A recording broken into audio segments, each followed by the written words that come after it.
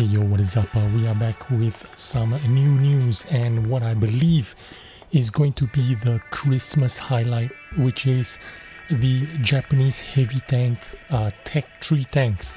This is the Type 4 Juto. This is a Tier 7 heavy tank, and of course, being a Tech 3 tank, this tank is going to have two guns. One is an 88 and the other is a 105 gun.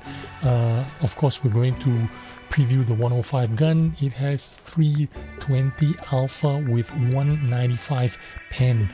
195 pen is pretty good.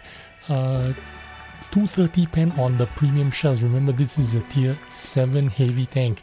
This thing will be the speculation is it's going to be sometime around the Christmas time, when we are doing the the grinds for the Christmas deals and all the goodies that come along with Christmas. And of course, this is a great time for Wargaming to release a new Tech 3, to keep the old gang busy, keep the new guys interested. You have to keep this game going by creating new content, and for Wargaming, new content means new tank. There is no other new kind of game mode like front lines or something like that yet. Maybe we will in 2024, who knows. But closing out this year, we're just gonna get a new Tech 3, which is not too bad. The only problem is the Japanese heavy tanks aren't very good looking. They're not very desirable, and I'm sure you agree with me, because you don't see a lot of them on the battlefield. Nobody wants to play slow lumbering heavy tanks in 2023, especially if your games only last 5-7 minutes. You really want a high mobility, small, medium kind of tank. Gets you places, gets you to the fights, and then lets you leave quickly. Big, heavy, slow lumbering tanks aren't really doing it for 2023, and I don't think it's going to be doing it in 2024 either. But here we go. These types of tanks are for a group of people that do like to play heavy, slow lumbering tanks. They're really not interested in maybe medium, small, fast tanks. They just want some big alpha fast firing guns. This tank, we'll talk about the reload time. It is 10.7 seconds of reload with 2.3 seconds of aim time. And all things considered, I don't think it's a bad thing. This is, after all, a Tier 7 tank. It has a dispersion of 0.35. Not the best dispersion, but not the worst dispersion either. It has gun depression of 10 degrees, elevation 40 degrees. It goes 35 kilometers an hour forward and 12 in reverse. It has an 850 horsepower engine, pushing out 15.5 power to weight ratio. Now, this feels like a pretty quick heavy tank. If this is a heavy tank, am I missing something here? Is this some kind of medium tank instead of a heavy tank? I feel like this is a heavy tank, because Japanese Tech 3s, they usually come out with heavy tanks. They don't have really something like a medium tank, unless it's the STB line.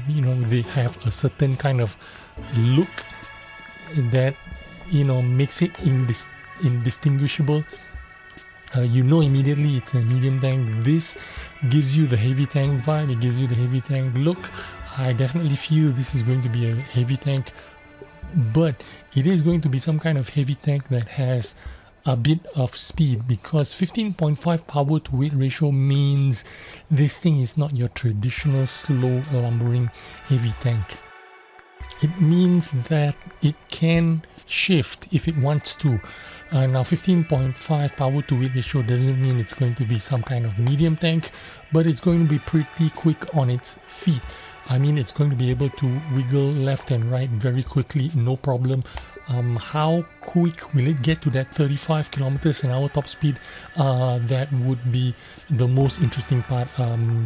you know, if you can get to 35 kilometers an hour top speed with this kind of power to weight ratio, the weight of the tank, I have no idea what the weight of the tank is, so that's going to play a role on how fast this tank can shift, how fast it can move on its feet.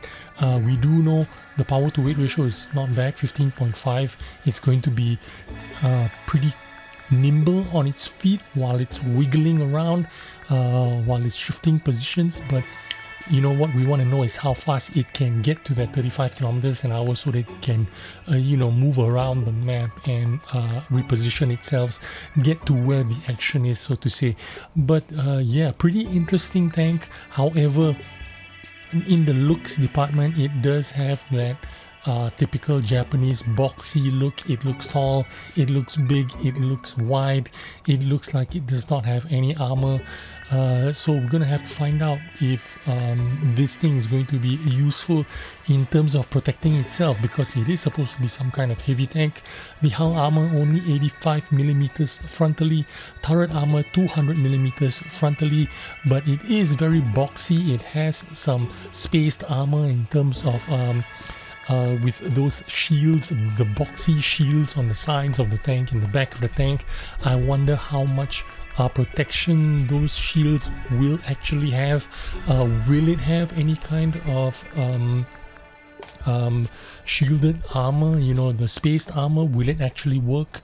We'll find out when it comes out and we get to test it, and I'll tell you whether this tank is going to be worth picking up or grinding through or not, or whether it's going to be worth keeping or not. But for a tier 7 tank that's doing 320 alpha, reloading every 10 seconds, which means, you know, you can probably get it down to about 8 seconds reload.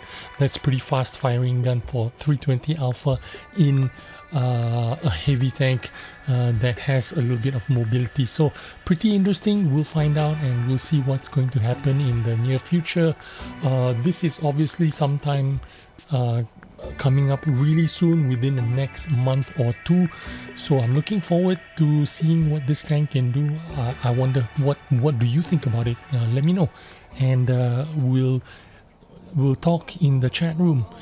Anyway, thanks for watching. I'll see you on the next video. Bye bye.